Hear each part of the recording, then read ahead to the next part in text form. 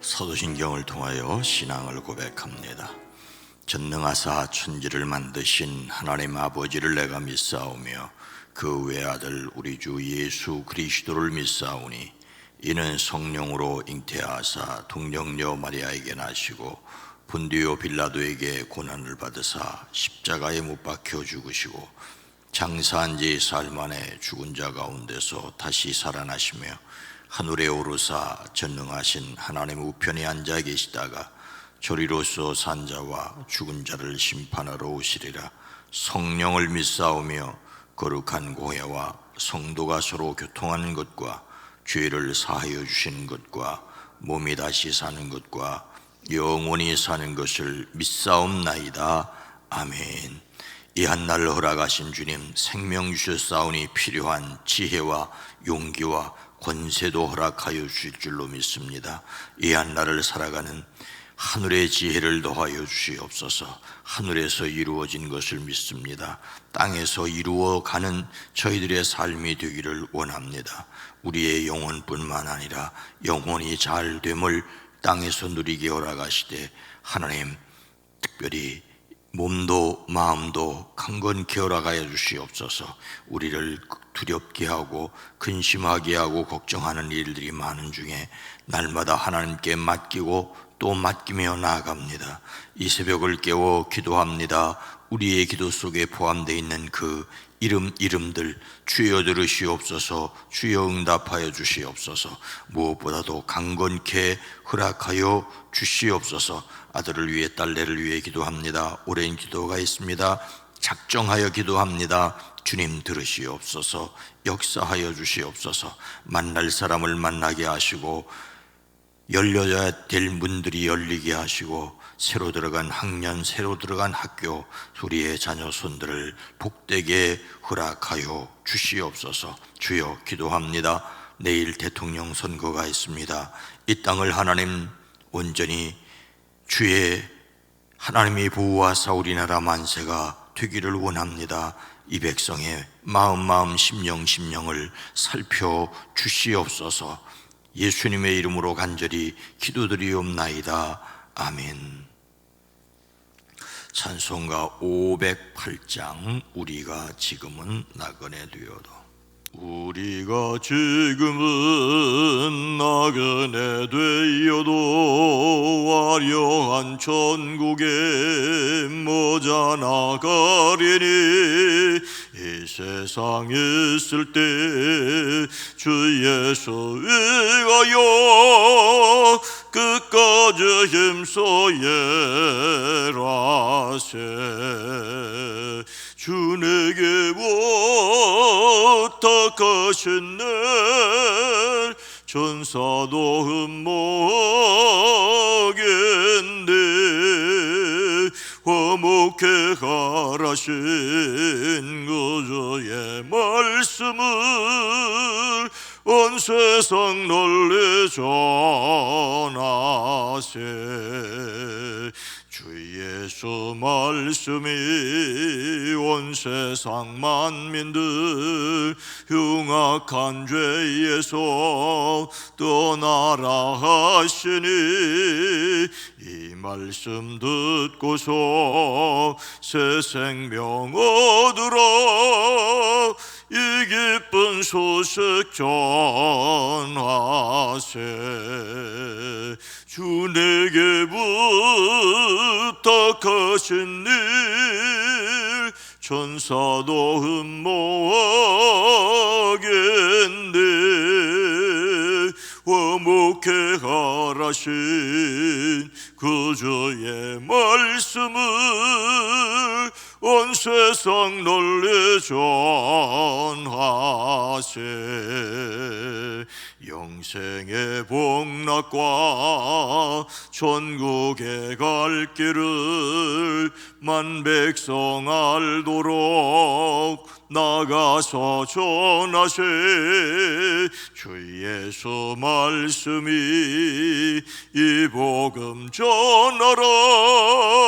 우리에게 부탁하셨네. 주 내게 부탁하신 부탁하신 늘 천사도 흠모하겠네. 화목해 하라신 그저의 말씀을 온 세상 널리 전하. 영생의 복락과 영생의 복락과 천국에 갈 길을 만 백성 알도록 나가서 전하세. 주 예수 말씀이 이 복음 전하라. 우리에게 부탁하셨네. 주에게 부탁하신 늘 천사도 흠모하겠네.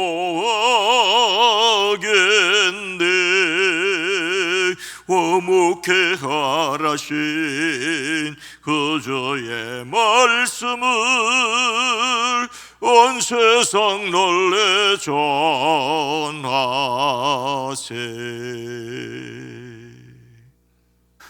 십자가와 부활에 대한 사순절 말씀입니다.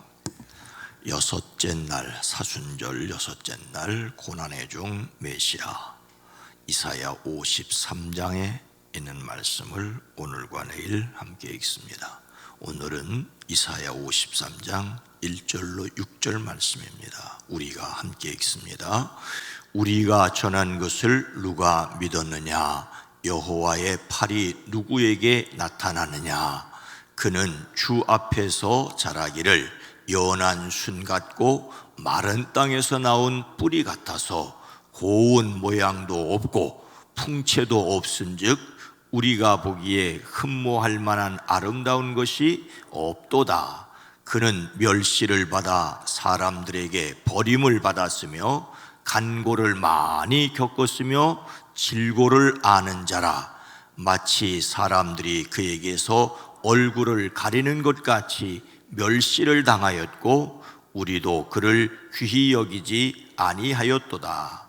그는 실로 우리의 질고를 지고 우리의 슬픔을 당하였거늘 우리는 생각하기를 그는 징벌을 받아 하나님께 맞으며 고난을 당한다 하였노라. 그가 찔림은 우리의 허물 때문이요 그가 상함은 우리의 죄악 때문이라. 그가 징계를 받음으로 우리는 평화를 누리고 그가 채찍에 맞음으로 우리는 나음을 받았도다. 우리는 다 양 같아서 그릇 행하여 각기 제 길로 갔거늘 여호와께서는 우리 모두의 죄악을 그에게 담당시키셨도다. 아멘. 우리는 고난의 종으로 이 땅에 오신 메시아를 믿습니다.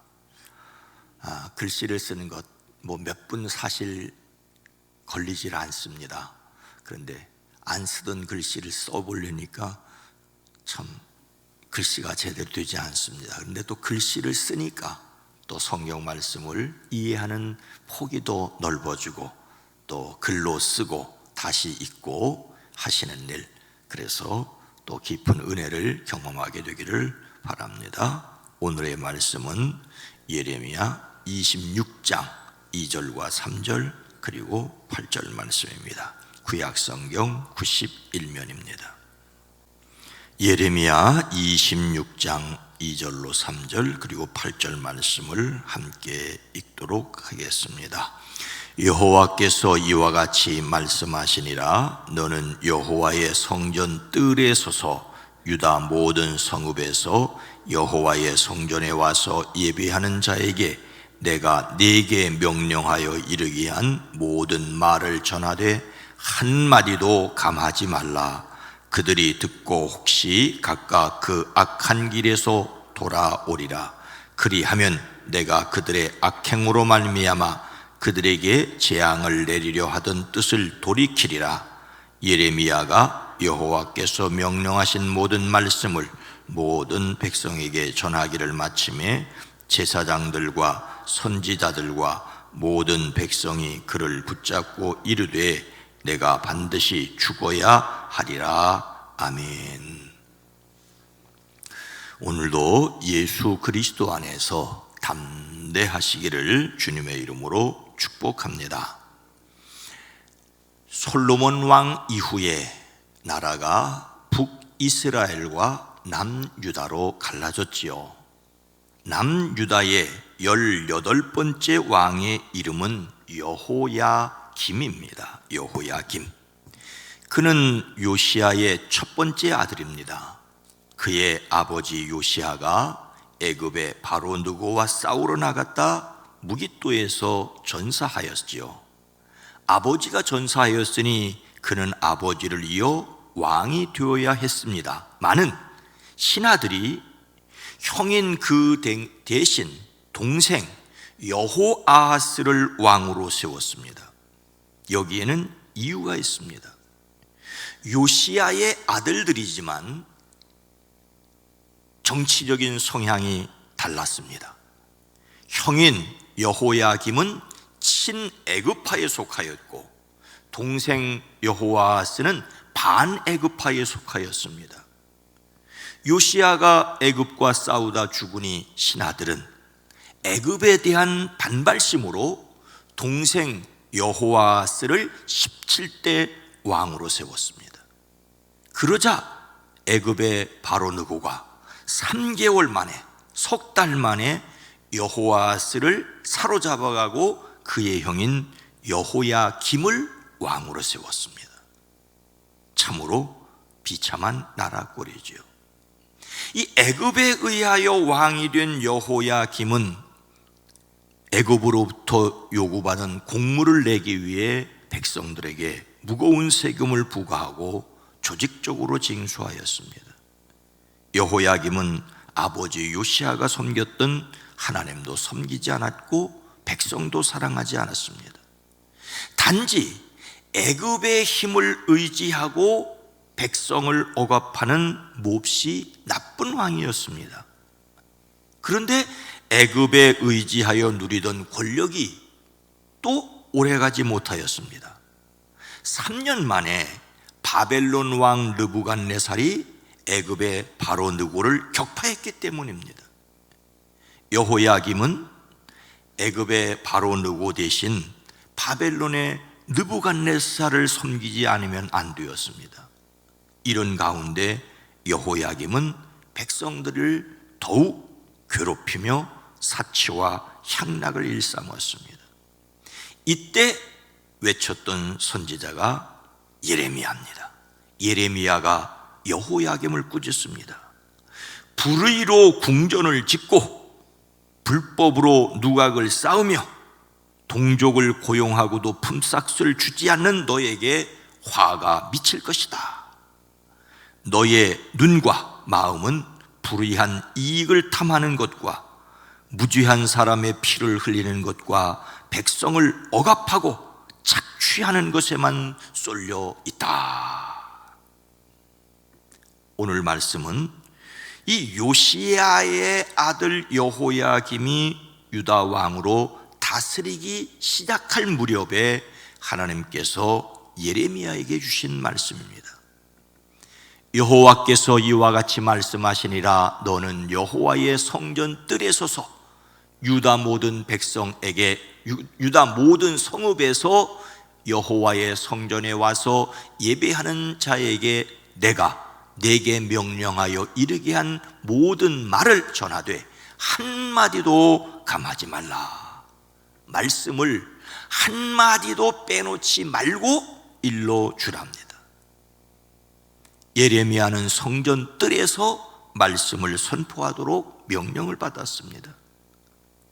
당시의 성전 안에는 제사장만 들어갈 수 있었고 하나님께 드리는 제물도 성전 뜰에서 불에 태워 드렸죠.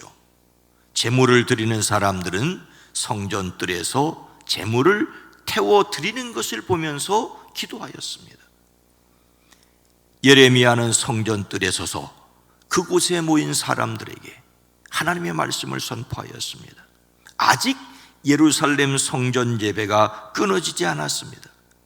비록 그들의 왕은 애굽에 의하여 죽기도 하고 애굽에 의하여 물러나기도 하고 애굽에 의하여 새로운 왕이 세워지기도 하고 또 다른 나라에 또 굴복되기도 하였지만 여전히 그들의 왕은 하늘에 계신 하나님이셨습니다. 예배가 유지되고 있었습니다. 그런데 그 사람들에게 하나님께서 하시는 말씀을 한마디도 빼놓지 말고 일러주라고 하십니다. 이것은 하나님이 무슨 말씀을 하시든지 자기 생각이나 판단에 더하거나 빼지 말고 그대로 전하라는 것입니다. 이것은 예레미야에게만 주어진 말씀이 아니라 모든 예언자들에게 주어진 명령이지요. 예언자라는 말은 말씀을 맡았다는 말이에요. 우리가 은행에 예금을 한다는 말은 은행에 돈을 맡긴다는 말이고, 마찬가지로 예언은 하나님의 말씀을 맡았다는 말이에요. 하나님의 말씀을 맡은 사람이 그 말씀에 더하거나 빼서 오염시키는 것은 엄청난 잘못입니다. 하나님의 뜻이 아닌 것을, 하나님이 말씀하지 아니한 것을 하나님이 말씀하신 것처럼 말하는 사람은 거짓 예언자입니다. 예레미야에게 성전뜰에서 하나님께서 말씀을 맡겨주는 순간 그 말씀을 곧 그대로 유다 백성에게 전하라고 하십니다. 예레미야가 처한 상황이 정치적으로 사회적으로 압박을 받을 수 있었고, 하나님의 말씀을 좀 부드럽게 전하고 싶은 유혹을 받을 수가 있었기 때문입니다. 당시 정세는 애굽파와 바벨론파가 엄청나게 갈등을 하고 있었습니다. 아무리 하나님의 선지자라 하더라도 사람들의 감정을 거스리고 그들의 심기를 불편하게 하는 말씀을 그대로 전하기란 참으로 난감하였을 때였습니다. 더욱이 예레미야처럼 백성의 죄를 지적하고 예루살렘의 멸망을 예언한다는 것은 결코 쉽지 않았습니다. 예레미야도 사실 입을 닫고 싶은 심정이었습니다. 그런데 그렇게 그대로 전하라고 말씀하시는 이유가 무엇입니까? 그들이 듣고 혹시 각각 그 악한 길에서 돌아오리라. 그리하면 내가 그들의 악행으로 말미암아 그들에게 재앙을 내리려 하던 뜻을 돌이키리라. 듣고 돌이키면 재앙을 돌이키기 위해서입니다. 하나님께서 예레미야에게 한마디도 빼놓지 말고 일러주어라라고 하신 말씀의 목적이 이것이지요. 혹시 그들이 그 말을 듣고서 각자 자기 악한 길에서 돌아설 수도 있지 않겠느냐. 하나님께서는 백성이 심판의 말씀을 듣고 자기의 악한 길에서 돌아서기를 기대하셨습니다. 하나님께서 예언자를 통하여 말씀하시는 이유는 죄를 지은 백성을 정죄하고 멸망시키려는 것이 아니라 그들을 회개하게 하여 구원하시려는 것입니다. 그러나 이 말씀이 백성이 말씀을 듣고 반드시 회개하여 멸망하지 않으리라는 것도 아닙니다. 혹시라고 말씀하시는 것은 하나님께서 그래도 혹시 몇몇 사람들은 회개하고 돌이키지 않겠느냐라는 하나님의 간절한 마음과 기대가 담겨져 있을 뿐입니다. 사람들은 듣기 좋은 말을 들으려고 하고 듣기 싫은 말을 들으려고 하지 않습니다.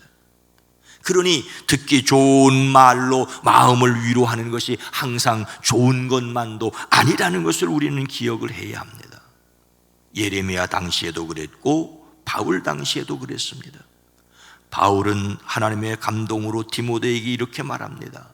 때가 이르면 사람들이 건전한 교훈을 받으려 하지 않고 귀를 즐겁게 하는 말을 들으려고 자기네 욕심에 맞추어 스승을 모아들일 것이다. 그들은 진리를 듣지 않고 꾸민 이야기에 귀를 기울일 것이다. 하나님께서는 사람들이 말씀을 듣고 돌이켜 살기를 원하십니다. 그들의 악한 행실 때문에 하나님께서 그들에게 내리시기로 작정한 재앙을 하나님이 기쁘게 거두시기를 원하십니다. 오늘날도 마찬가지입니다. 그래서 예레미야는 어떻게 했습니까? 예레미야가 여호와께서 명령하신 말씀을 모든 백성에게 전하기를 마침에 제사장들과 선지자들과 모든 백성이 그를 붙잡고 이르되 내가 반드시 죽어야 하리라.